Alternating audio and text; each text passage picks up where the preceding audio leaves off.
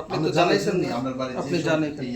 আমি ফুল আননোন এই বিষয়ে তারে আমি বাড়া দিছি যে তার ঘরে যে তার বউ লইয়া বিলুনিয়া মানুষ দুজনে এই করতেছে আপনারা আয়োজন আমরা ডাক দিচ্ছেন আমি নামাজ পড়তেছিলাম তখন আমি বাইরে কি আমি দুটা লোক বাইর করলাম না এর আগে আমি এইসব কিছু জানি না স্যার আমার বাড়িতে এসে এই কাজ করে যদি এটা জানা থাকে তাহলে আমি কত হিসাবটা আমি আজকে প্রথম তোমাকে বললাম আমি নামাজ পড়তেছি আপনার সঙ্গে ডাক দিচ্ছেন ওই আমার আঙ্কেল ডাকে এই আর কি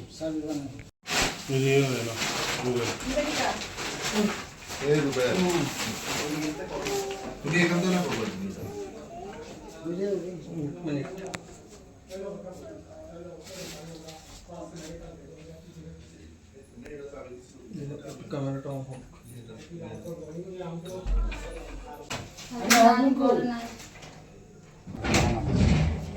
রুবেল এখন এদিকে যাও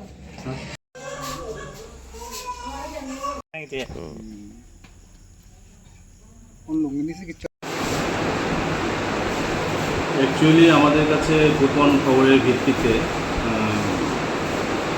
হলিয়ায় একজনের বাড়ি ইউনুস মিয়া রিটায়ার্ড টিচার ওখানে খবর পাই যে ওনার যে একটা রেন্টেড হাউসে যেটা হচ্ছে জন্টু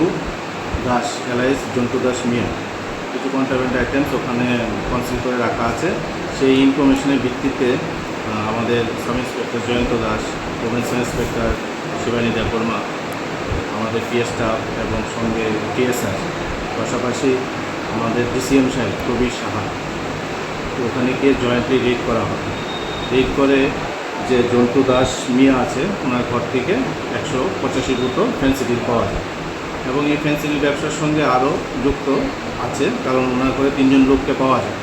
তো ঘরে যখন রেড করার সময়ই জন্টু দাস ওই ঘরের বাড়ির ছাদের উপর থেকেও পালিয়ে যায় কিন্তু ওনার ঘরে যে 3 জন ছিল যারা এই কারবারের সঙ্গে যুক্ত তাদের 3 জনকে ধরা হয় তাদের মধ্যে একজনের নাম বিশ্বজিৎ সাহা বয়স 45 ওর বাড়ি সাহাপাড়া বরপাথর পিএস আর পিয়ার বাড়ি আরেকজন সমীর ভৌমিক ওর বয়স 33 ওর বাড়ি সোনাপুর বরপাথর এবং আরেকজন ছিল ওর নাম মিঠু বৈদ্য বয়স 32 ওনার বাড়ি বাঁশপাড়া কলোনি বিলোনিয়া পিএস বিলোনিয়া আমার মনে হয় এই জন্টু দাস মিয়া যে ওনার সঙ্গে এদের একটা র্যাকেট আছে এই ব্যবসার সঙ্গে ওরা যুক্ত খবর ছিল যে বেশ কিছুদিন যাবত ওরা এই ব্যবসা করে আসছিল